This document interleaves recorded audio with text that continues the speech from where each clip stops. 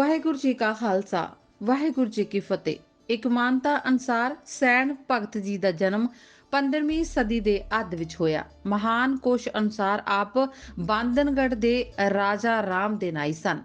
ਰਾਮਾਨੰਦ ਜੀ ਦੀ ਸ਼ਿਸ਼ ਪਰੰਪਰਾ ਵਿੱਚ ਇਹਨਾਂ ਦਾ ਮਹੱਤਵਪੂਰਨ ਸਥਾਨ ਹੈ। ਇੱਕ ਰਵਾਇਤ ਅਨੁਸਾਰ ਜਦੋਂ ਇੱਕ ਰਾਤ ਆਪ ਰਾਜੇ ਦੀ ਸੇਵਾ ਵਿੱਚ ਨਾ ਜਾ ਸਕੇ ਤਾਂ ਪ੍ਰਭੂ ਉਹਨਾਂ ਦਾ ਰੂਪ ਧਾਰ ਕੇ ਆਪ ਗਏ। ਪ੍ਰਭੂ ਦੇ ਆਉਣ ਕਰਕੇ ਰਾਜੇ ਦਾ ਗਠੀਏ ਦਾ ਰੋਗ ਦੂਰ ਹੋ ਗਿਆ। ਇਉਂ ਰਾਜੇ ਨੂੰ ਸਾਰਾ ਭੇਦ ਸਮਝ ਆ ਗਿਆ ਅਤੇ ਭਗਤ ਜੀ ਪ੍ਰਤੀ ਉਹਨਾਂ ਦੇ ਮਨ ਵਿੱਚ ਸ਼ਰਧਾ ਪੈਦਾ ਹੋ ਗਈ। ਭਗਤ ਸੈਣ ਜੀ ਦੀ ਬਾਣੀ ਦਾ ਕੇਵਲ ਇੱਕ ਹੀ ਸ਼ਬਦ ਸ੍ਰੀ ਗੁਰੂ ਗ੍ਰੰਥ ਸਾਹਿਬ ਜੀ ਦੇ ਵਿੱਚ ਦਰਜ ਹੈ। ਸਦੁਕੜੀ ਭਾਸ਼ਾ ਵਿੱਚ ਰਚੇ ਗਏ ਇਸ ਸ਼ਬਦ ਵਿੱਚ ਪਰਮਾਤਮਾ ਦੀ ਵਿਰਾਟ ਆਰਤੀ ਲਈ ਧੂਪ ਦੀਪ ਦੀ ਥਾਂ ਦਿਲ ਦੇ ਸੱਚੇ ਪ੍ਰੇਮ ਨੂੰ ਅਹਿਮੀਅਤ ਦਿੱਤੀ ਗਈ ਹੈ। ਭਗਤ ਸੈਣ ਜੀ ਦਾ ਜਨਮ 1390 ਈਸਵੀ ਗ੍ਰਾਮ ਸੋਹਿਲ ਥਾਟੀਆਂ ਜ਼ਿਲ੍ਹਾ ਅੰਮ੍ਰਿਤਸਰ ਸਾਹਿਬ ਸ੍ਰੀ ਮੁਕੰਦ ਰਾਏ ਜੀ ਅਤੇ ਮਾਤਾ ਜੀਵਨੀ ਜੀ ਦੇ ਘਰ ਹੋਇਆ। ਪੇਸ਼ੇ ਵਜੋਂ ਇਹ ਸ਼ਾਹੀ ਖਾਨਦਾਨ ਬਿਦਰ ਦੇ ਰਾਜੇ ਦੇ ਨਾਈ ਸਨ।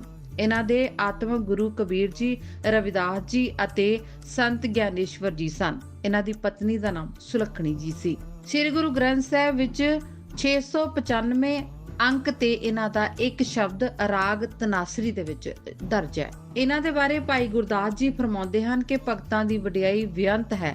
ਹਜ਼ਾਰਾਂ ਦੇ ਵਿੱਚ ਜਿਨ੍ਹਾਂ ਨੇ ਪ੍ਰਭੂ ਦੀ ਭਗਤੀ ਅਤੇ ਜਾਪ ਕਰਕੇ ਜਗਤ ਵਿੱਚ ਜਸ ਕਮਾਇਆ, ਅਜਿਹੇ ਭਗਤਾਂ ਵਿੱਚੋਂ ਪ੍ਰਸਿੱਧ ਭਗਤ ਸੈਣ ਜੀ ਵੀ ਹੋਏ ਹਨ। ਗੁਰਬਾਣੀ ਦੇ ਪਵਿੱਤਰ ਮਹਾਵਾਕ ਅਨੁਸਾਰ ਨਾਈ ਬਰਾਦਰੀ ਵਿੱਚ ਜਨਮ ਲੈਣ ਵਾਲੇ ਅਤੇ ਲੋਕਾਂ ਦੀਆਂ ਗੰਢਾਂ ਬੁੱਤੀਆਂ ਕਰਨ ਵਾਲੇ ਭਗਤ ਸੈਣ ਜੀ ਅਧਿਆਤਮਿਕ ਬਲ ਨਾਲ ਰੂਹਾਨੀਅਤ ਸ਼ਕਤੀ ਵਿੱਚ ਭਰਪੂਰ ਭਗਤਾਂ ਦੀ ਕਤਾਰ ਵਿੱਚ ਆ ਖਲੋਏ ਸਨ, ਜਿਨ੍ਹਾਂ ਦੀ ਗਿਣਤੀ ਸ਼੍ਰੋਮਣੀ ਭਗਤਾਂ ਦੀ ਸ਼ੁਮਾਰ ਵਿੱਚ ਹੋ ਚੁੱਕੀ ਹੈ।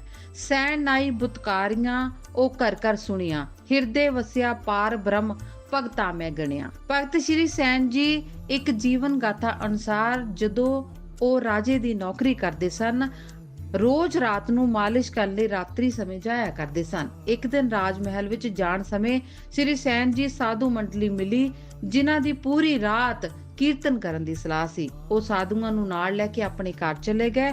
ਸਾਧੂਆਂ ਨਾਲ ਗਿਆਨ ਚਰਚਾ ਕਰਦਿਆਂ, ਪ੍ਰਭੂ ਦੇ ਗੁਣ ਗਾਇਨ ਕਰਦਿਆਂ ਸਾਰੀ ਰਾਤ ਕਿਸ ਤਰ੍ਹਾਂ ਬੀਤ ਗਈ ਉਹਨਾਂ ਨੂੰ ਪਤਾ ਹੀ ਨਾ ਚੱਲਿਆ। ਸੰਤਾਂ ਨਾਲ ਅਜਿਹੇ ਮਸਤ ਹੋਏ ਕਿ ਰਾਜਾ ਜੀ ਦੀ ਡਿਊਟੀ ਕਰਨਾ ਹੀ ਭੁੱਲ ਗਏ। ਸਵੇਰੇ ਅੰਮ੍ਰਿਤ ਵੇਲੇ ਸਾਧੂਆਂ ਦੀ ਟੋਲੀ ਸ਼੍ਰੀ ਸੈਣ ਜੀ ਤੋਂ ਆਗਿਆ ਲੈ ਕੇ ਵਿਦਾ ਹੋ ਗਈ। ਸਾਧੂਆਂ ਦੇ ਜਾਣ ਸਾਰ ਹੀ ਤੁਰੰਤ ਉਹਨਾਂ ਨੂੰ ਆਪਣੀ ਭੁੱਲ ਦਾ ਅਹਿਸਾਸ ਹੋਇਆ ਤੇ ਉਹ ਤੁਰੰਤ ਰਾਜਾ ਦੇ ਮਹਿਲ ਵੱਲ ਤੁਰ ਪਏ। ਜਾਣ ਸਾਰ ਆਪਣੀ ਗੈਰ ਹਾਜ਼ਰੀ ਦੇ ਡਰੋਂ ਨਿਮਚਾਉਣੇ ਰੌਂ ਵਿੱਚ ਜਾ ਕੇ ਰਾਜੇ ਨੂੰ ਨਮਸਕਾਰ ਕੀਤੀ ਤੇ ਰਾਤ ਨਾ ਆਉਣ ਦੀ ਵਜ੍ਹਾ ਦੱਸਣ ਲਈ ਸ਼ਕਤੀ ਇਕੱਠੀ ਕਰਨ ਲੱਗੇ। ਚਿੰਤਤ ਹੋ ਉੱਠੇ ਕਿ ਕਿਤੇ ਰਾਜਾ ਕੰਮ ਤੋਂ ਜਵਾਬ ਹੀ ਨਾ ਦੇ ਦੇਵੇ। ਪਰਮੇਸ਼ਰ ਆਪਣੇ ਪਿਆਰੇ ਭਗਤਾਂ ਦੀ ਲਾਜ ਤਾਂ ਹਮੇਸ਼ਾ ਹੀ ਰੱਖਦਾ ਆਇਆ ਹੈ। ਸੈਣ ਭਗਤ ਜੀ ਦੀ ਗੈਰ ਹਾਜ਼ਰੀ ਵਿੱਚ ਸਰਵ ਸ਼ਕਤੀਆਂ ਦੇ ਮਾਲਕ ਪ੍ਰਭੂ ਆਪ ਖੁਦ ਹਾਜ਼ਰ ਹੋ ਕੇ ਸੈਣ ਜੀ ਦੀ ਡਿਊਟੀ ਕਰਦੀ ਰਹੇ। ਭਗਤ ਸੈਣ ਜੀ ਦਾ ਰੂਪ ਧਾਰਨ ਕਰਕੇ ਰਾਜਾ ਦੀ ਐਸੀ ਮਾਲਿਸ਼ ਕੀਤੀ ਕਿ ਉਸਦੇ ਯੁਗਾ ਯੁਗੰਤਰਾਂ ਦੇ ਦਰਦ ਖਤਮ ਹੋ ਗਏ, ਰੋਗ ਕੱਟੇ ਗਏ। ਜਦੋਂ ਭਗਵਾਨ ਦੇ ਹੱਥਾਂ ਦਾ ਸਪਰਸ਼ ਰਾਜਾ ਜੀ ਦੇ ਸਰੀਰ ਨਾਲ ਹੋਇਆ ਤਾਂ ਰਾਜਾ ਜੀ ਦੀ ਦੇਹ ਸਦਾ ਲਈ ਅਰੋਗ ਹੋ ਗਈ। ਰਾਜਾ ਬਹੁਤ ਖੁਸ਼ ਸੀ। ਭਗਤ ਸੈਣ ਜੀ ਨੂੰ ਮੁਖਾਤਿਬ ਕਰਕੇ ਕਹਿਣ ਲੱਗੇ, ਸੈਣ ਕੀ ਗੱਲ, ਕੁਝ ਪਰੇਸ਼ਾਨ ਲੱਗ ਰਿਹਾ ਹੈ? ਤੇਰੀ ਅੱਜ ਦੀ ਸੇਵਾ ਤੋਂ ਮੈਂ ਬਹੁਤ ਖੁਸ਼ ਹਾਂ। ਅੱਜ ਰਾਤ ਦੀ ਮਾਲਿਸ਼ ਨੇ ਤਾਂ ਲੱਗਦਾ ਮੇਰੇ ਜਨਮਾਂ ਜਨਮਾਂ ਦੇ ਰੋਗ ਕੱਟ ਦਿੱਤੇ। ਰਾਜਾ ਜੀ ਦੀ ਉਦਾਰਤਾ ਭਰੇ ਬੋਲ ਸੁਣ ਕੇ ਭਗਤ ਸੈਣ ਜੀ ਹੈਰਾਨ ਹੋ ਉੱਠੇ ਅਤੇ ਸੋਚਣ ਲੱਗੇ ਕਿ ਤੇ ਰਾਜਾ ਜੀ ਜਾਣਬੁੱਝ ਕੇ ਨਾਰਾਜ਼ਗੀ ਵਿੱਚ ਤਾਂ ਅਜਿਹੀਆਂ ਗੱਲਾਂ ਨਹੀਂ ਕਰ ਰਹੇ। ਉਹਨਾਂ ਤੁਰੰਤ ਹੱਥ ਜੋੜ ਕੇ ਸਨੇਵਾ ਢੰਗ ਨਾਲ ਬੇਨਤੀ ਕੀਤੀ, ਮਹਾਰਾਜਾ ਮੇਰੇ ਪਾਸੋਂ ਕਠੋਰ ਗਲਤੀ ਹੋ ਗਈ।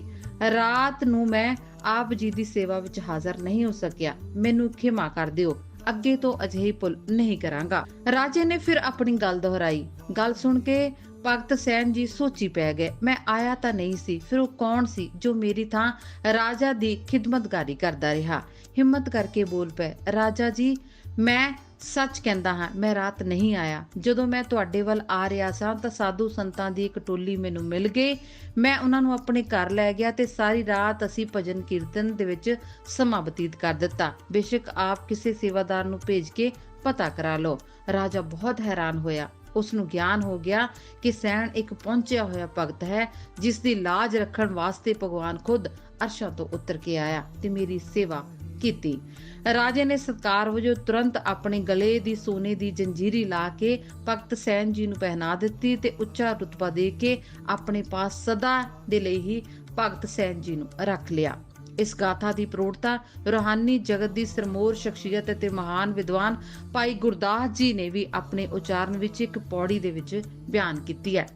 ਆਪ ਜੀ ਨੇ 98 ਸਾਲ ਦੀ ਉਮਰ ਭੋਗੀ ਅਤੇ ਸਨ 1940 ਈਸਵੀ ਵਿੱਚ ਦੇਹ ਤਿਆਗ ਦਿੱਤੀ। ਭਗਤ ਸੈਨ ਜੀ ਦੀ ਯਾਦਗਾਰੀ ਇਮਾਰਤ ਪਿੰਡ ਪ੍ਰਤਾਪਪੁਰਾ, ਜ਼ਿਲ੍ਹਾ ਜਲੰਧਰ ਦੇ ਵਿੱਚ ਬਣੀ ਹੋਈ ਹੈ। ਵਾਹਿਗੁਰੂ ਜੀ ਕਾ ਖਾਲਸਾ, ਵਾਹਿਗੁਰੂ ਜੀ ਕੀ ਫਤਿਹ।